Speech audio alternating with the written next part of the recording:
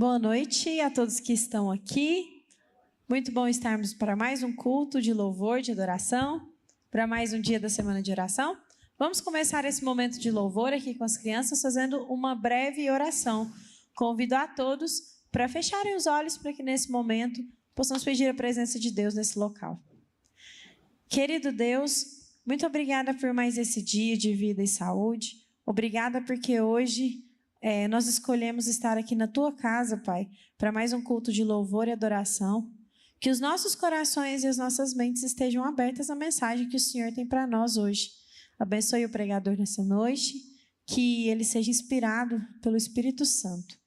Que o Senhor também nos acompanhe nesse momento de louvor aqui com as crianças, que o nosso louvor chegue até o Teu santo trono. Nós oramos em Teu nome. Amém. Vamos começar o momento de louvor cantando o hino do novo inário. Eu quero esse poder.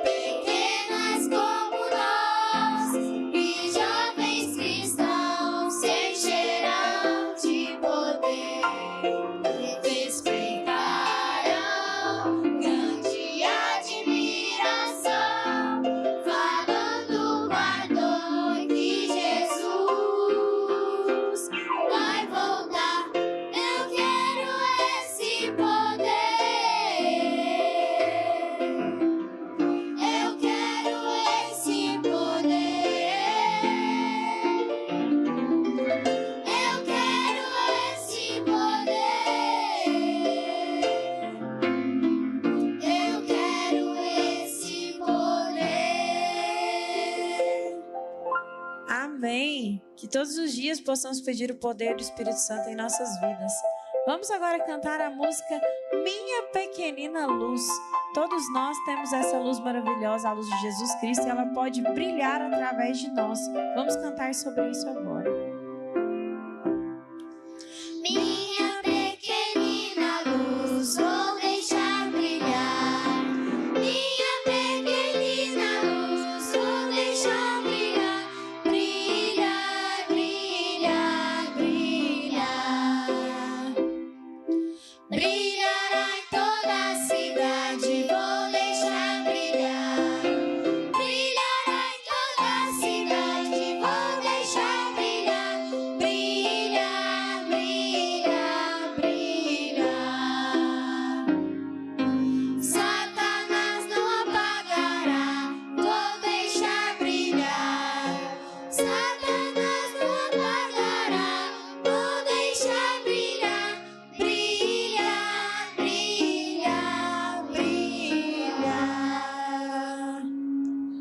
Amém. Que a luz de Jesus brilhe em nossas vidas.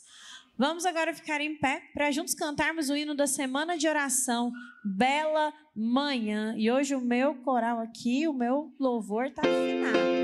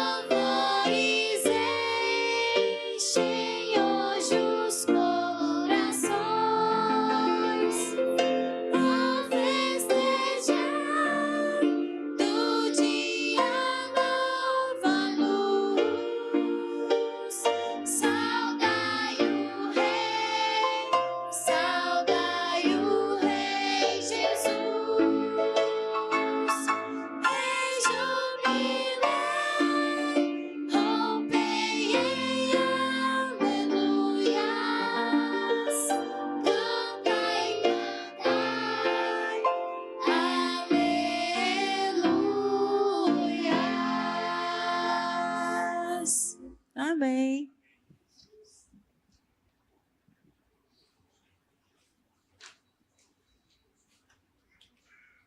Imagino que o seu dia tenha sido um dia abençoado. Prova disso é que você conseguiu tempo para estar na casa do Senhor mais uma vez. Se você pode, eu gostaria de convidá-lo a nos inclinarmos na presença do Senhor. Nós vamos orar.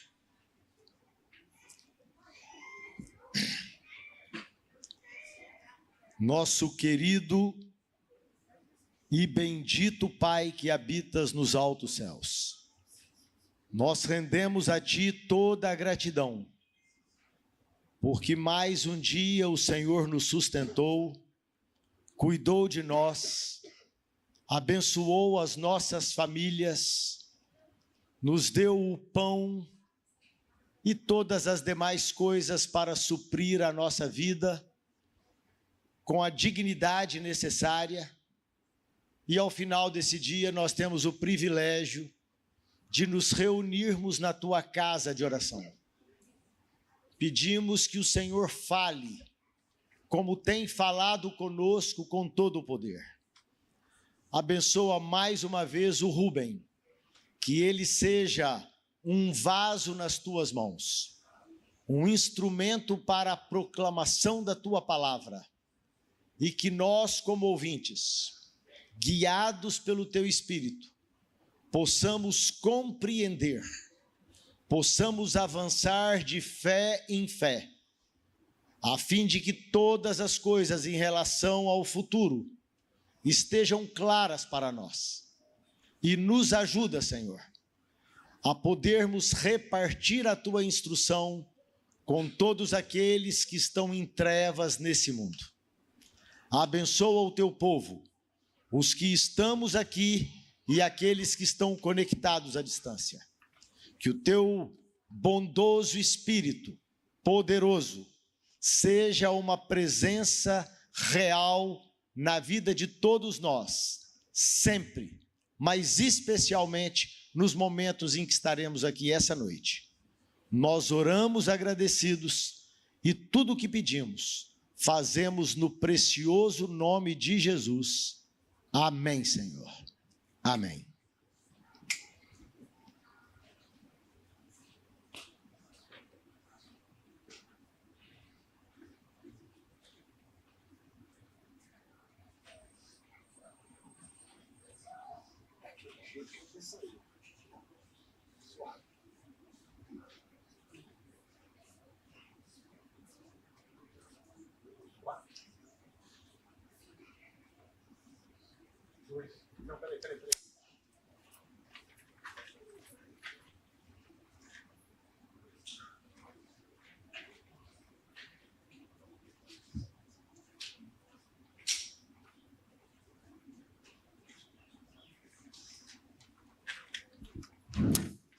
Boa noite, igreja. Feliz semana de oração, né?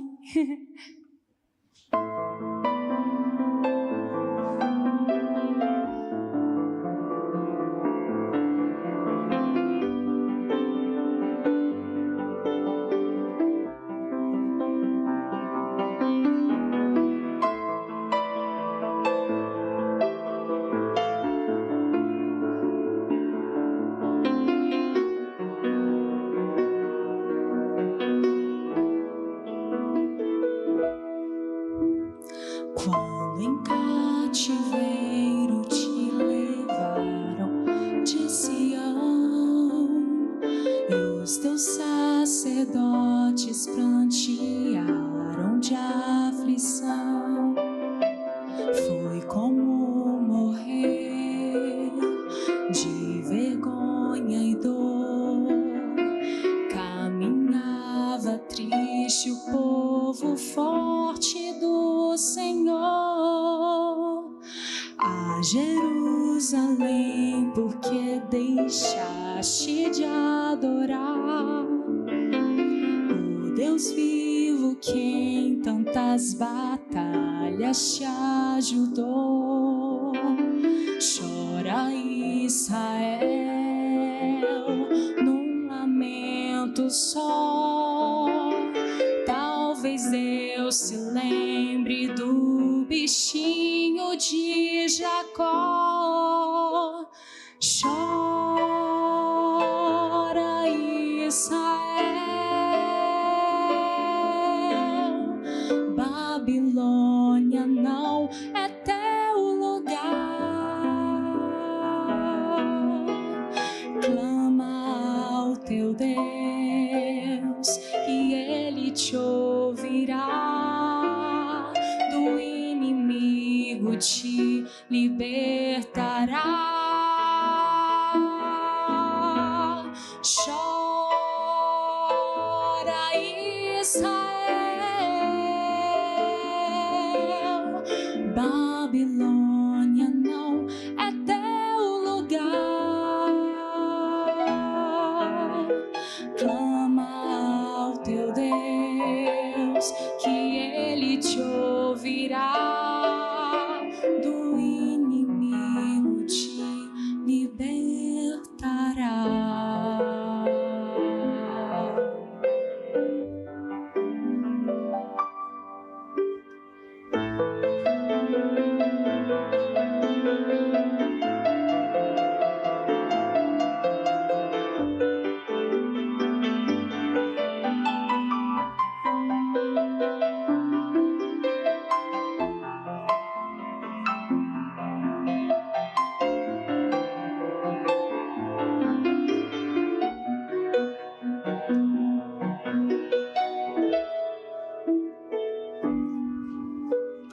A Jerusalém, porque deixaste de adorar o Deus vivo que em tantas batalhas te ajudou.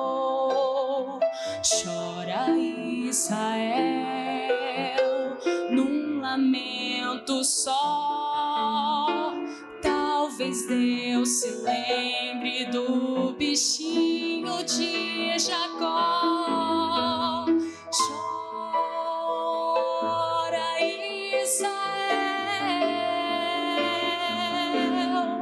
Babilônia não é teu lugar. Clama ao teu Deus que Ele te ouvirá, do inimigo te libertará. Chora céu. Babilônia não é teu lugar. Clama ao teu Deus, que Ele te ouvirá. Do inimigo te libertará.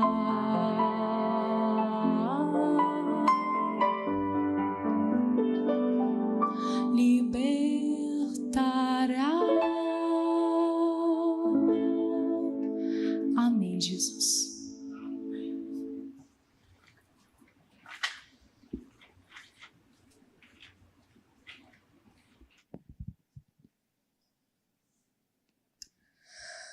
Boa noite. Cá estamos para mais uma noite, então, para continuarmos aqui na nossa aventura pelos eventos finais.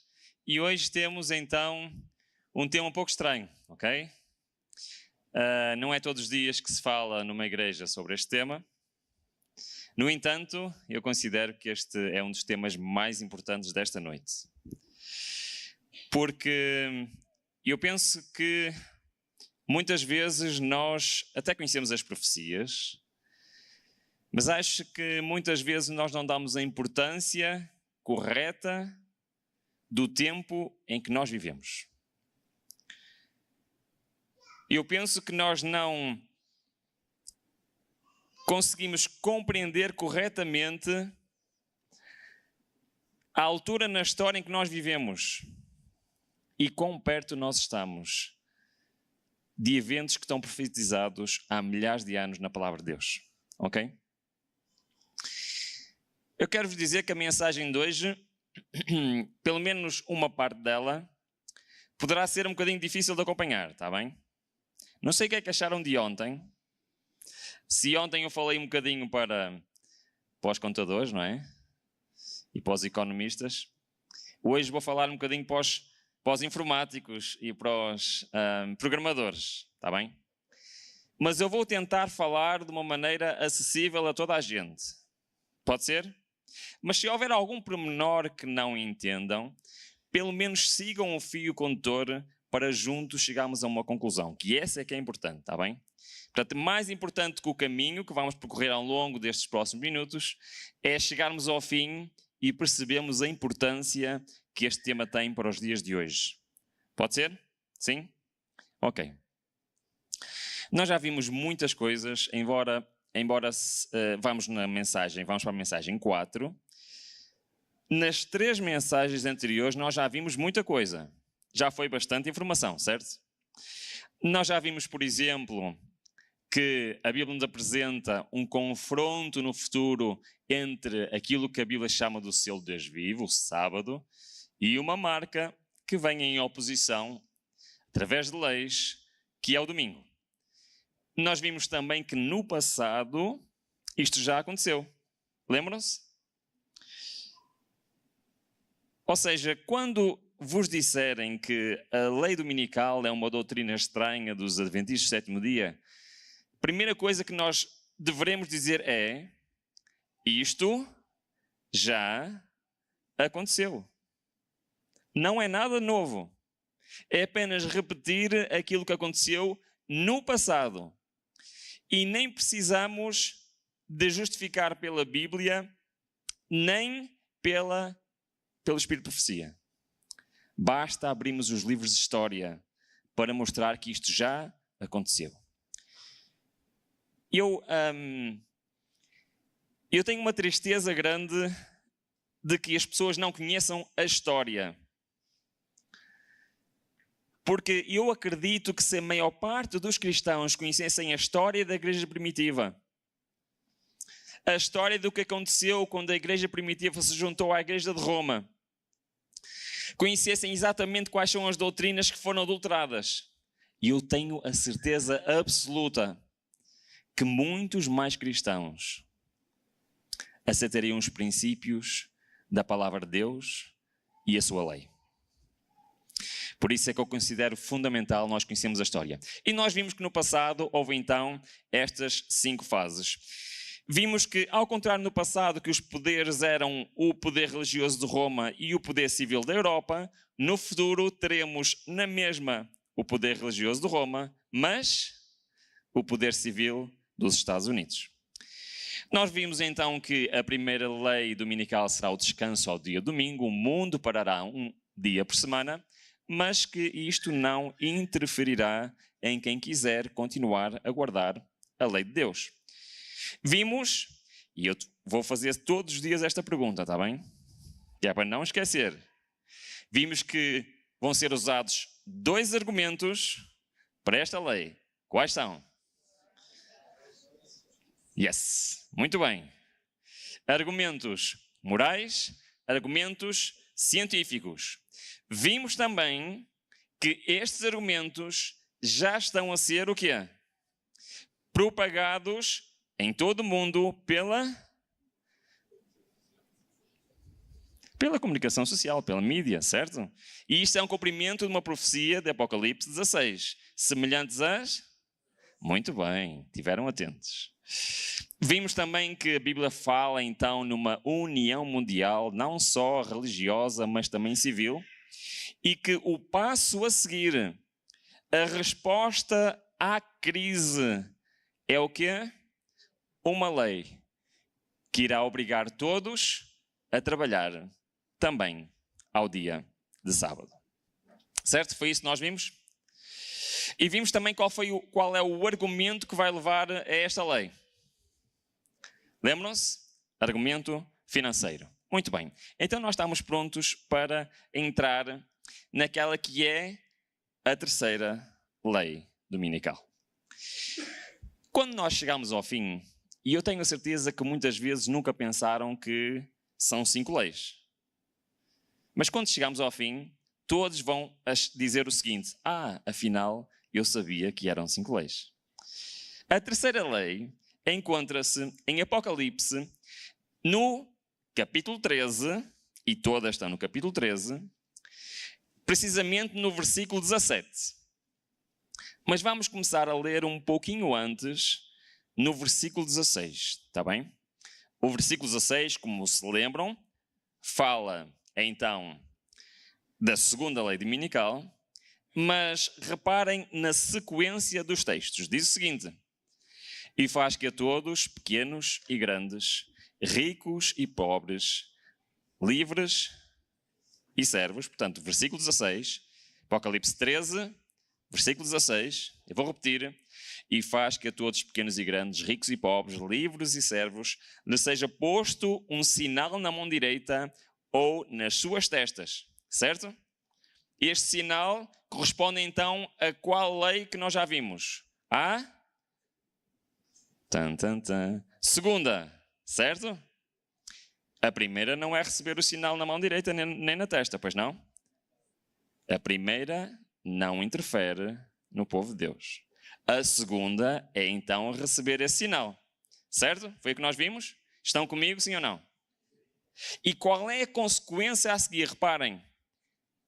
Qual é a consequência que vem logo a seguir? Versículo 17.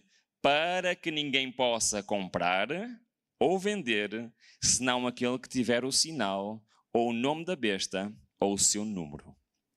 Então, logo a seguir à segunda lei dominical, qual é, quando não resultar, qual é a lei que vem a seguir? Então, é a lei de comprar ou vender. Nós já pensámos bem o que é que isto significa. Alguém não poder comprar ou vender. Reparem, terceira lei, está em Apocalipse 13, 17. Isto significa o quê? Controlo total sobre as pessoas, sim ou não? Nunca na história isto aconteceu. Nunca na história conseguiu haver um domínio mundial que possa impedir um grupo específico de pessoas em todo o mundo de poder comprar ou vender. Isto nunca aconteceu. Agora a pergunta que eu vos quero dizer: o que é que isto significa para um cristão que quer continuar a guardar a lei de Deus? Se ele não pode comprar nem vender, como é que ele pode viver? Então vamos lá. Eu hoje, à tarde, depois de ter preparado, estar a rever esta mensagem, eu saí lá do quarto do meu hotel, fui até à rua, caminhei um pouco e fui ao mercado e comprei lá umas frutinhas, ok? Isso é o que normalmente as pessoas fazem. Se eu não puder comprar e vender, posso ir ao supermercado lá comprar alguma coisa? Não.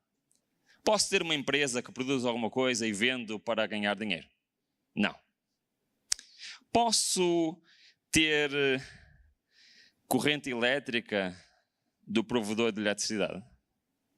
Não. Posso ter água da Companhia das Águas? Não. Posso ter internet? Não.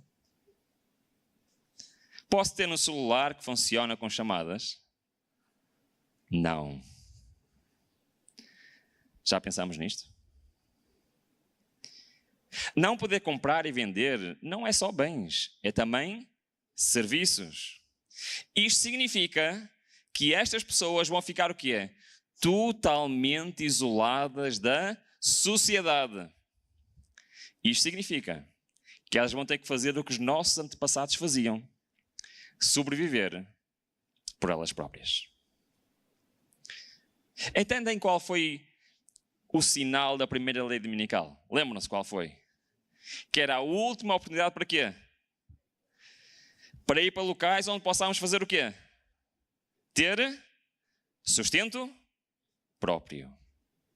Porque quando chegar a esta altura, será a única maneira que alguém que queira cumprir com a lei de Deus possa realmente sobreviver.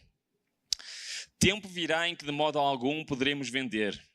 Logo sairá o decreto, é uma nova lei, proibindo os homens de comprar ou vender a qualquer pessoa, senão os que têm o sinal da besta.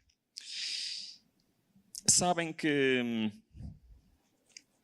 durante a maior parte da minha vida, eu ouvia pregadores falar sobre esta questão de não comprar e vender. Não é novo para vocês isto, pois não? No entanto, eu nunca fiquei convencido com esta profecia. Havia profecias, duas delas, uma vou falar mais à frente, talvez na sexta-feira, que nunca me convenceram. Esta era uma delas, nunca me convenci. Sabem porquê? Eu sou uma pessoa que precisa de entender as coisas, ok? Elas precisam fazer lógica para mim e isto nunca fez lógica para mim.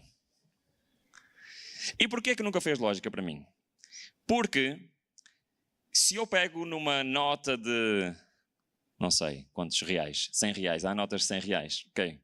Pego numa nota de 100 reais, vou ao mercado, compro o que eu quero, chego à caixa, entrego a nota de 100 reais e vou embora, o governo sabe que eu comprei aquilo?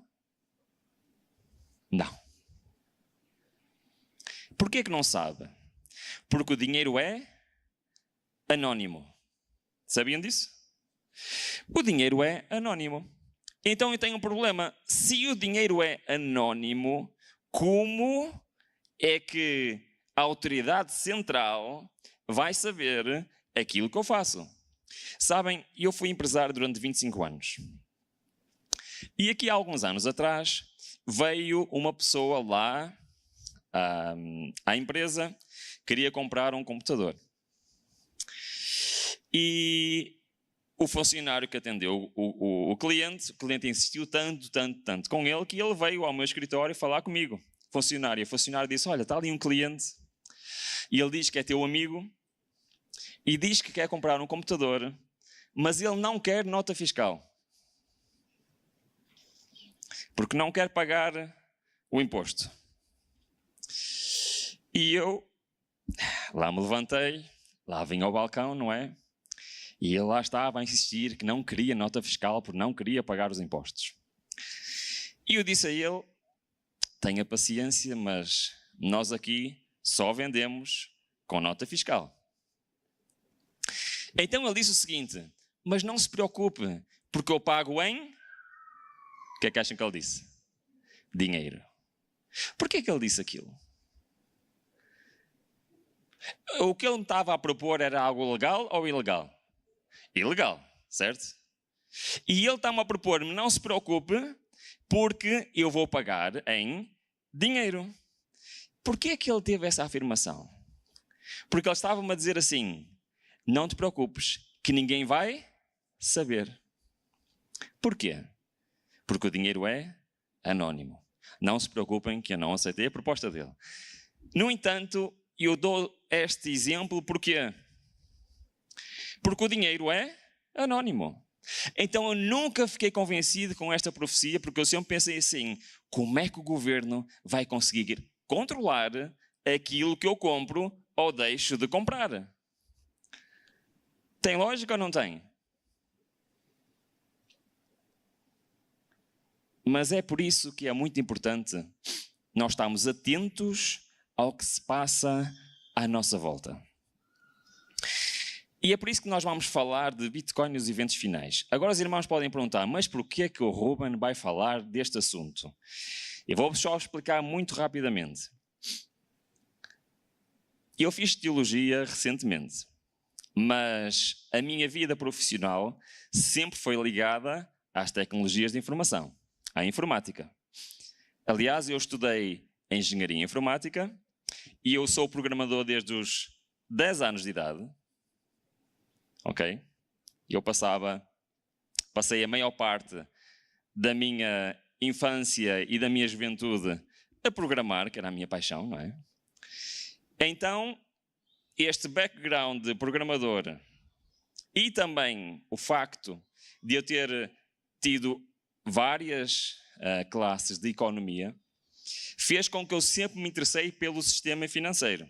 Notou-se ontem, não se notou? Porque eu sou investidor desde os meus 19 anos.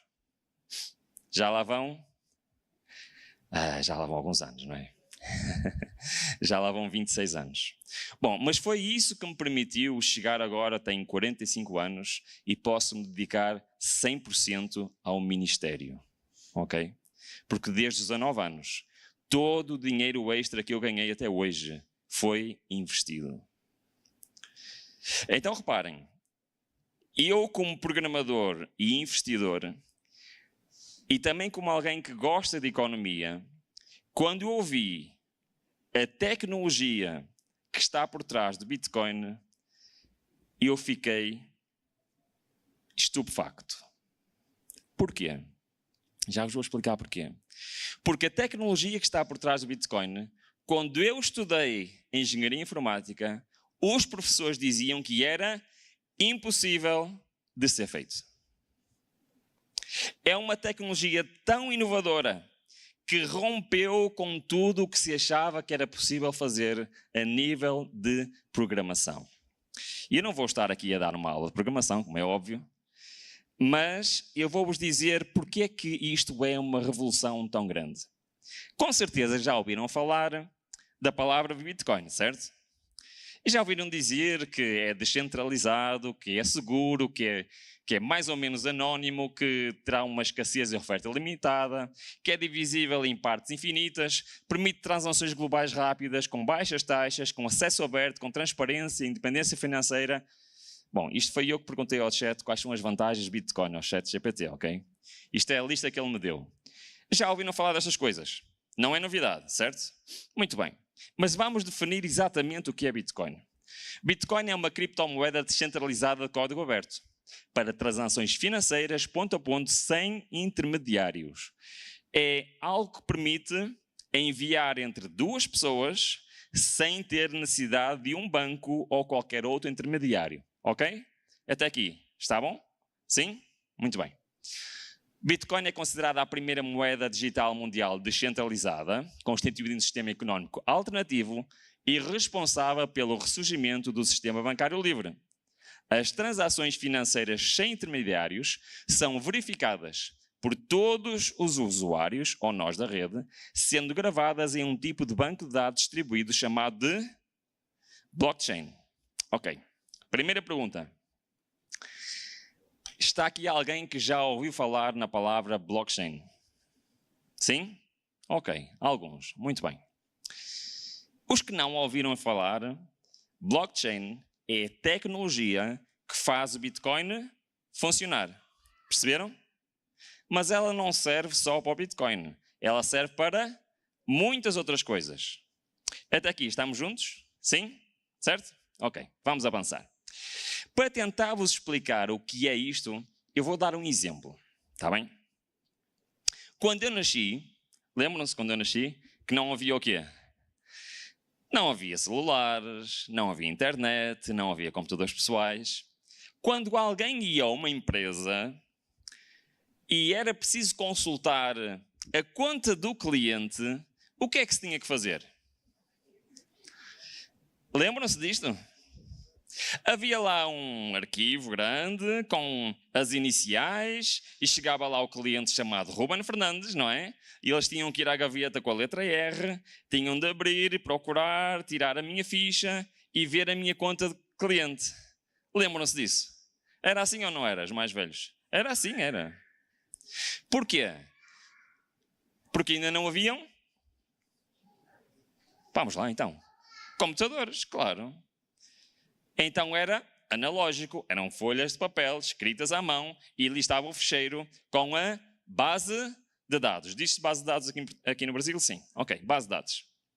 No entanto, inventaram computadores.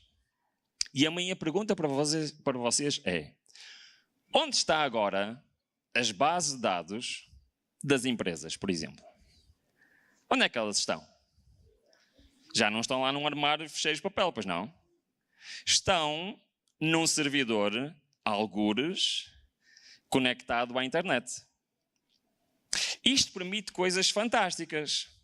Permite um vendedor, por exemplo, estar na rua e conseguir emitir uma fatura, consultar a conta do cliente.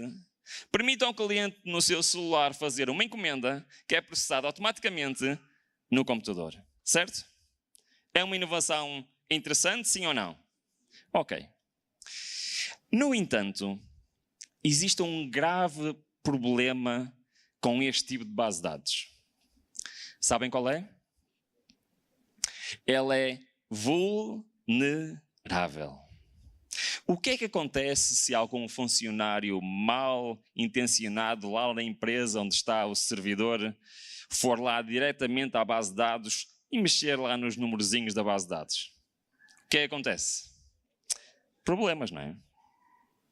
Ou então, se existe uma catástrofe e é destruído aquele servidor e perde-se a informação. É um problema, não é? Então, os programadores sonhavam com uma coisa que era impossível: ter uma base de dados distribuída. O que é isso? É uma base de dados que não está num sítio específico, mas está distribuída por muitos locais que participam na rede, e assim, se algum deles for comprometido, não se perde nada. Porque a informação está nos outros sítios todos. Acham que é uma boa ideia? Sim ou não? Sim? Ok. Só que havia um problema. A teoria dizia que era impossível garantir que todos os pontos teriam exatamente a mesma informação. Tá? Perceberam qual era o problema? Porque se chegasse a informação a um, não conseguíamos garantir que a mesma informação chegava a todos ao mesmo tempo e que todos estavam iguais. Esse era o grande problema. Bom, alguém que ninguém sabe quem é, há cerca de 13, 14 anos atrás, resolveu esse problema ao criar uma tecnologia chamada de blockchain. A blockchain é literalmente isso. É um tipo de base de dados distribuída que guarda um registro de transações permanente e inviolável. Sabem o que é que isso quer dizer? Não pode ser adulterado. Não importa onde esteja, uma blockchain não pode ser mudada. Isto é bom ou não? Parece-vos uma boa ideia? Sim, é uma boa ideia. É muito mais seguro do que as bases de dados atuais, que guardam um registro de transações que permanece inviolável. Toda a vez que um bloco é concluído, um novo é gerado. Os blocos da blockchain, que são ligados uns aos outros por uma cadeia, onde cada bloco contém a referência para o bloco anterior. A blockchain é vista como a principal inovação tecnológica do Bitcoin, visto que é a prova de todas as transações na rede. Seu projeto original tem servido de inspiração para um surgimento de novas criptomoedas e de bancos de dados distribuídos. Ora, é neste momento aqui que nós paramos de falar do Bitcoin, está bem? Vamos pôr o Bitcoin agora de lado e vamos nos concentrar em quê? Na tecnologia por trás do Bitcoin, que se chama blockchain. Muito bem. Agora, eu quero-vos dizer, para já, isto parece-vos, à primeira vista, uma boa ou uma má evolução? Boa. Eu também acho que sim. Isto permite termos dados seguros, isto permite termos dados invioláveis e permite termos confiança no sistema. Aliás, a primeira experiência de uma blockchain, que é o Bitcoin, está a funcionar, se eu não me engano, há 14 anos, sem uma única falha até hoje. Isto é a prova que é uma boa tecnologia, certo? Muito bem. As principais características da blockchain é que permite fazer algo descentralizado, ou seja, não dependente de uma entidade intermediária, é seguro, é transparente, permite verificar, é auditável, é eficiente, permite a redução dos custos, aumenta a confiança, a integridade e há uma melhoria na gestão de dados. Ora, eu queria vos dizer que, de facto, quando eu estudei o código da blockchain, eu fiquei como programador maravilhado. É provavelmente uma invenção tão grande como a própria internet. No entanto, esta tecnologia permite muitas outras coisas. E há muitos projetos ao redor do mundo que podem usar esta tecnologia, porque tem uma característica única, é que tem o potencial para a inovação. Pode-se programar em cima da blockchain aquilo que se quiser. Agora, a pergunta surge, o que é que eu tenho a ver com isto, não é? Porque é que estamos aqui, numa igreja, a falar deste assunto? Eu quero vos dizer que, ao redor do mundo inteiro, os governos olharam para esta tecnologia e perceberam que têm muito a ganhar com esta tecnologia. Esta natureza descentralizada e programável de blockchain há possibilidades de novas aplicações, de contratos inteligentes e aplicativos descentralizados. Então eles tiveram uma ideia, e a ideia chama-se CBDC. E eu prometo que é a última coisa complicada que eu vou falar hoje, está bem? Ainda estamos juntos aqui, sim ou não? Sim? Alguma dúvida até aqui?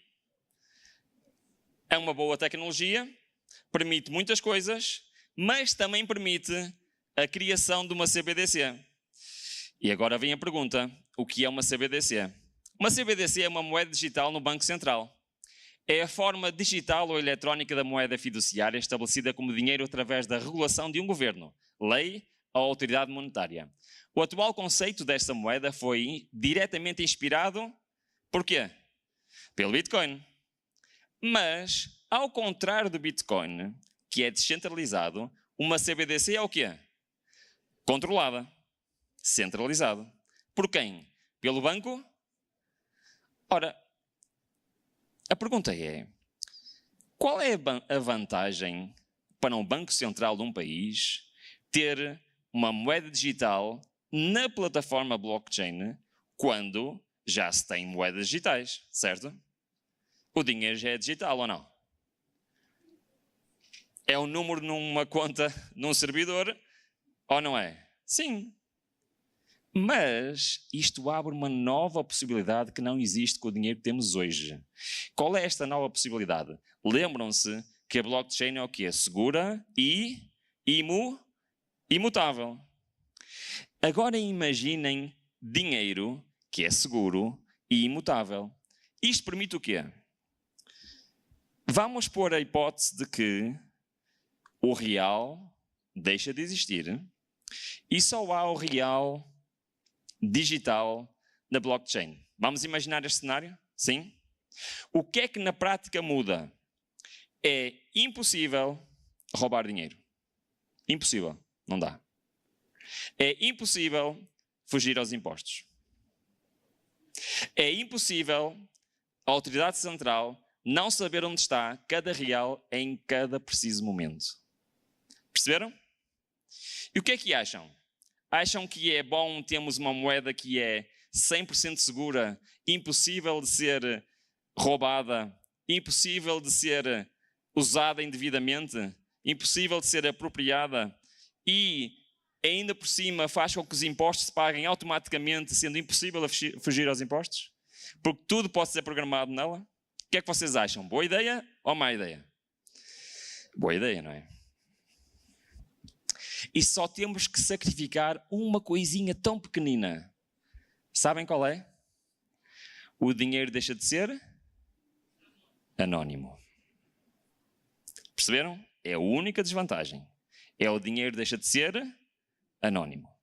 Ou seja, o Banco Central consegue saber onde está cada real, com quem, em cada momento. E isso é preciso para ele não poder ser indevidamente usado. Perceberam? Estamos juntos? Sim? Ok. Então estamos prontos para a fase final. A principal diferença entre as CBDCs e as moedas virtuais são a sua emissão. Criptomoedas que no momento não são emitidas nem controladas por um governo, são descentralizadas. Obviamente, as moedas digitais dos bancos centrais são centralizadas no Banco Central do país, como o nome sugere. Ora, quando eu preguei esta mensagem pela primeira vez, há cerca de 1 ano e meio, havia 2 países no mundo que já tinham aprovado a CBDC. Ok? Passou 1 ano e meio e hoje já temos 44 países que já aprovaram a sua CBDC. Uma delas chama-se Brasil. Brasil é dos países mais... A China e o Brasil são dos países mais avançados no mundo em moeda central de CBDC. Ok? Agora, vocês estão a perguntar, mas isso é bom, porque vamos ter dinheiro seguro, vamos ter realmente uma economia baseada num sistema financeiro completamente novo, não dependendo de terceiros e ainda por cima inviolável. É verdade que a Europa toda já aprovou o euro digital, baseado na tecnologia CBDC, não só já está há muito tempo no site da Comissão Europeia, mas também o Banco Central Europeu já tem tudo aprovado e tudo pronto para entrar em circulação. E aqui chama-se de Drex, ok? Este é o Banco Central do Brasil e lá está, é o real, a moeda brasileira oficial em formato digital. Tem o mesmo valor e a mesma aceitação do real tradicional, regulado pelo Banco Central e emitido somente na sua plataforma. Ora, eu uma vez estava a ver uma entrevista, estes são assuntos que me interessam, como já devem ter reparado, e cruzei-me com um senhor chamado Richard Werner. Ele é professor da Universidade de Winchester, lá no, penso que no Reino Unido, e ele é um autor em livros sobre dinheiro, finanças, muito conceituado, ok? E eu, ter uma pessoa destas a falar sobre este assunto, acho que é interessante ouvir o que ele tem para dizer, certo? E reparem o que é que ele disse numa entrevista à revista Fortune. Ele disse assim: a concentração adicional de poder nas mãos dos bancos centrais não é o único perigo representado pelas CBDCs. Sua maior atração para os planejadores centrais é que elas permitem a quê? permitem serem programadas, criar regras de acordo com o que eles acharem. Perceberam? Sim? Em outras palavras, o controle sobre como um indivíduo é permitido usar a moeda. Perceberam? Eles podem estabelecer regras de como as pessoas podem usar a moeda.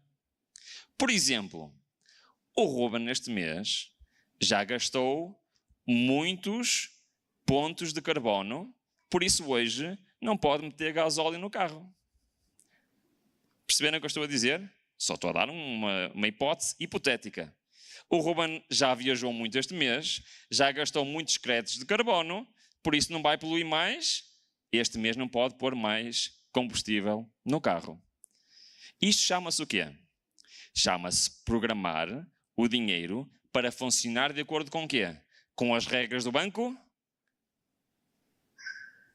Estou sozinho. Do Banco Central. Muito bem. As CBDCs não são uma solução para um problema, mas a mais recente meta na luta de décadas pelos planejadores centrais por poder máximo, ao custo desnecessário de crises, inflação, deslocamento económico e desemprego. O que ele está a dizer é que, se o dinheiro deixa de ser anónimo, o Banco Central pode controlar o que alguém faz com o seu dinheiro. Faz sentido? Este homem aqui não é um homem religioso. Não é um homem que conhece as profecias. Mas pela sua experiência no mercado financeiro, ele sabe que isto por trás tem outros objetivos. E este é um dos senhores, na mesma entrevista, este é um dos senhores responsáveis pela implementação disto.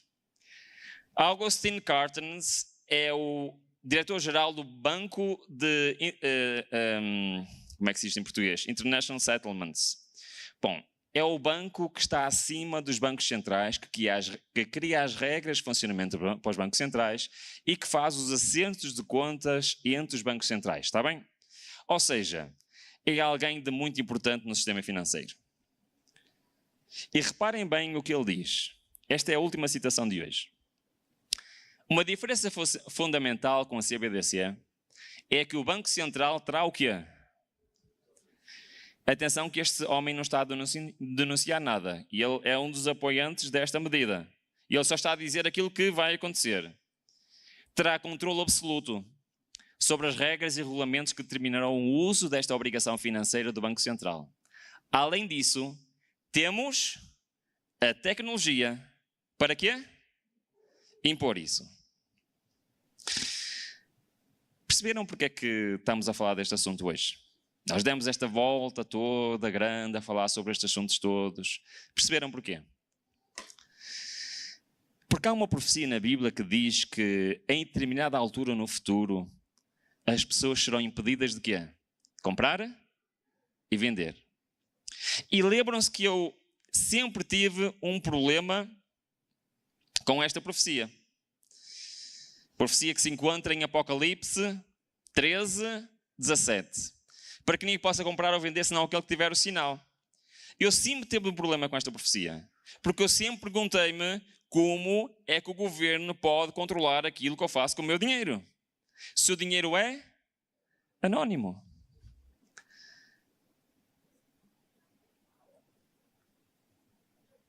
Eu quero vos dizer uma coisa que para mim é muito importante. Estão a ver um padrão comum nas várias noites que temos estado aqui? Há um padrão comum. Qual é? Tudo aquilo que é necessário para que estas profecias se cumpram já está a acontecer. Concordam comigo? Os argumentos para a primeira lei dominical, quais são? São argumentos de ordem científica, do ambiente e argumentos de ordem moral. Isto é uma realidade dos nossos dias, sim ou não? Sim. Os argumentos para a implementação de uma lei que obriga as pessoas a trabalhar ao sábado são argumentos financeiros. Vemos as finanças do mundo nessa direção, sim ou não? Sim. A tecnologia, como dizia lá o diretor do banco, que permite o controlo do que cada um faz com o seu dinheiro, já existe. Há 15 anos atrás, não existia a tecnologia para esta profecia se cumprir.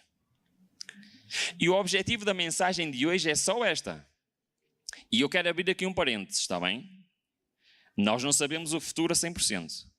Pode até ainda inventarem uma outra tecnologia para fazer isto, está bem? Eu não estou a dizer que é exatamente esta tecnologia que vai ser usada. O que eu estou a dizer é, esta profecia já se pode cumprir. E isto é algo que só se pode dizer agora.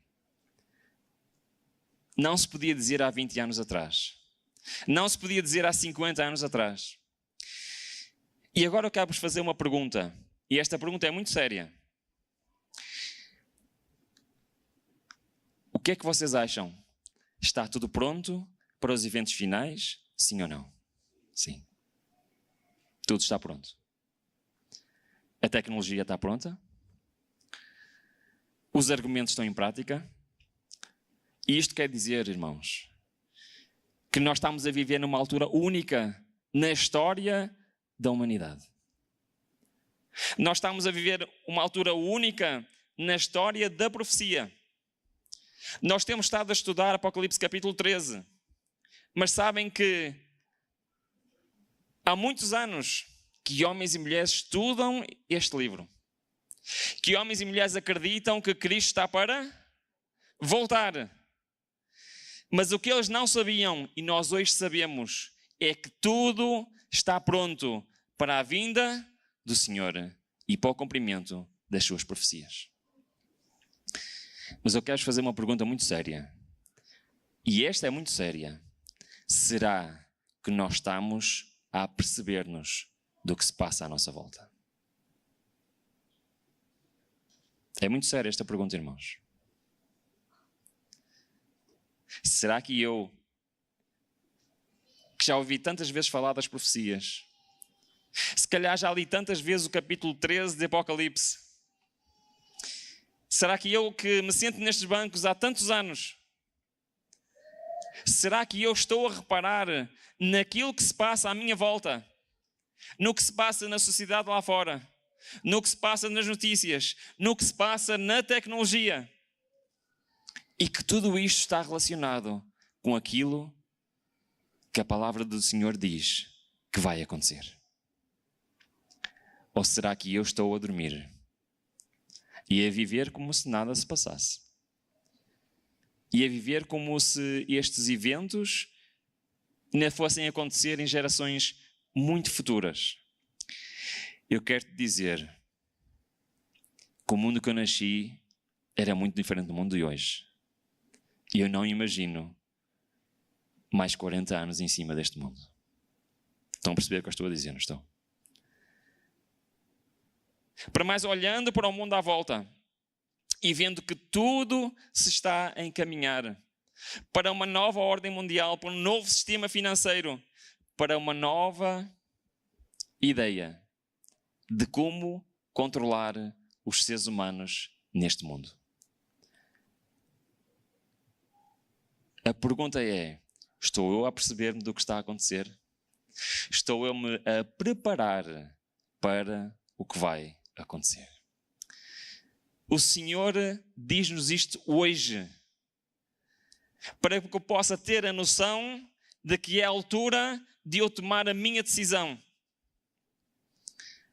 É a altura de eu olhar para a palavra de Deus, não como algo que eu acredito apenas intelectualmente, mas como algo que move a minha vida, que faz parte do meu ser.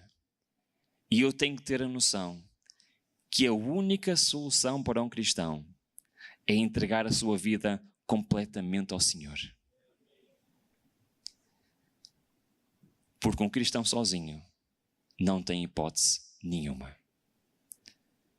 A única solução para um cristão é: Senhor, a minha vida é tua. Decide tu qual é o meu futuro. Decide tu o que eu devo fazer. Decide tu onde eu devo andar. Porque eu sei que para ti, passado, presente e o futuro são a mesma coisa. E por isso é em ti que eu devo confiar. Amém? Que possamos confiar no Senhor. Amanhã nós vamos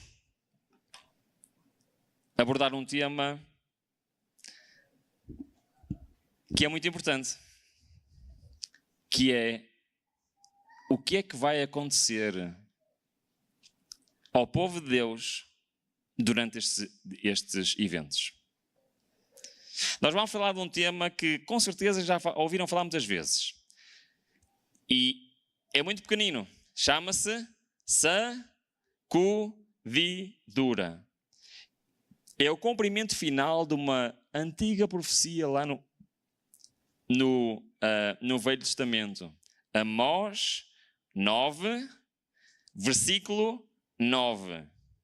Vamos estudar este versículo e vamos ver o que é que vai acontecer ao povo de Deus e mais, qual a dúvida que vai haver no povo de Deus que vai rasgar a meio o povo de Deus.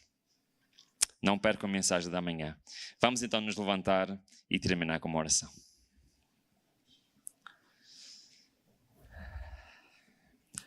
Ó bom Pai que estás mais alto dos céus.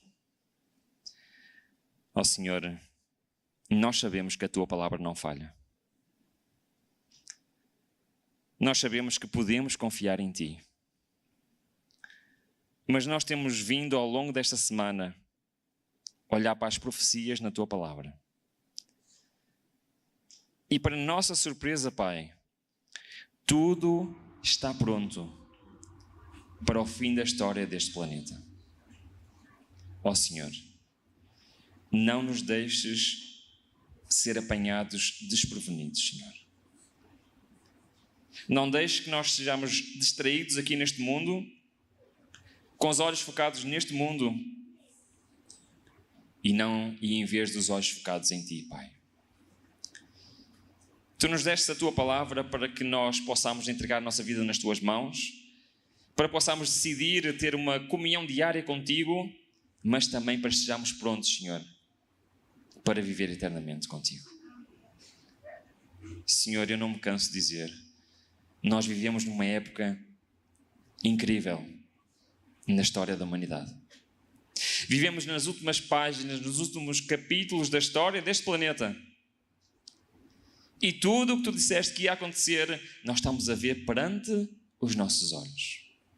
Senhor, não deixes que continuemos adormecidos. Desperta a cada um de nós e faz de nós, Senhor, não só pessoas que acreditamos em Ti, mas pessoas que somos usados por Ti para alertar os outros daquilo que se aproxima a este mundo. Eu peço que abençoes, Senhor, esta Tua igreja aqui na cidade de Uberlândia. Eu Te peço que estes irmãos, estes jovens e as visitas que estão aqui presentes, Senhor, possam abrir a porta do seu coração à Tua influência e possam ser arautos Teus nesta região aqui do Brasil, bom Pai. Para levar a Tua mensagem aos outros, o Teu amor aos outros, a esperança da vida eterna aos outros, Pai. Nós acreditamos que o Teu povo, o povo de Deus, está espalhado aqui nesta terra. E muitos ainda não se aperceberam da importância da Tua lei, da importância do sábado, da importância da Tua palavra, Pai. E por isso eu Te peço que possas usar cada um de nós para ser o sal da terra, a luz do mundo, e para que esta região possa ter um reavivamento espiritual, Senhor, e um encontro verdadeiro contigo e uma preparação para a tua segunda vinda. Em nome de Jesus. Amém.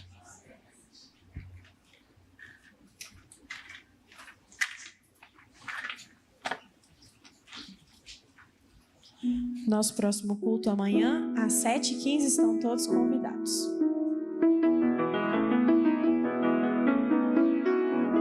Em paz eu vou ouvir a voz de Deus. Em paz eu vou. Estou feliz, achei abrigo em sua casa. Em paz estou com Deus.